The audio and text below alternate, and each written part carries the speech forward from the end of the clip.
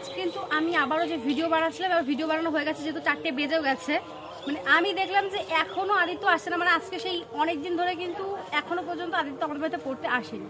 আর কেন আসছে না সেটা আমি জানি না, মানে কোনো কারণেই জানি না। আর আমি বারবার করে বলি যে ফোন নাম্বারটা দিয়ে, সেই ফোন নাম্বারটা তো দিয়ে যাবেই না।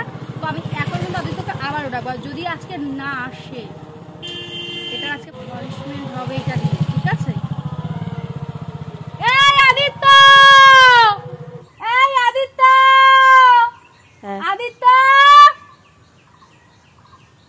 পড়তে আসবি না?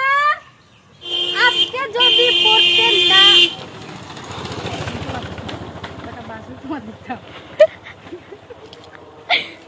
আজকে যদি পড়তে না আসে, এই যে লাঠিটা দেখিয়ে দিলাম, যদি আদিত্য আজকে পড়তে না আসে ব্যাস হয়ে গেছে। আমি কিছু জানি না, আমি অনেকদিন ধরে বলে গেছি বারবার করে। আমার যদি আমার সহ্যের সীমা একদম ছাড়িয়ে যাচ্ছে। মানে আদিত্য আমার আগে ভালো লাগতো, আর এখন ওর যে কাজ বাজলো মানে একদম অসহ্য লাগবে। বুঝতে পারছি আমি রোদের মধ্যে বসে এখন ওদের বাড়ি থেকে ডাকছি, এখান থেকে ভেবেছে যাবো, কিন্তু এই মাঠ পাড়ি ওদিকে আমার যেতে ইচ্ছা করে না একদম। যাই হোক আজকে আসুক, তারপর দেখি যদি আসে তো ভিডিওটা করবোই আমাদের বাড়িতে, ঠিক আছে? চলো বাড়ি যাই, আমি ডাকতে পারছি না।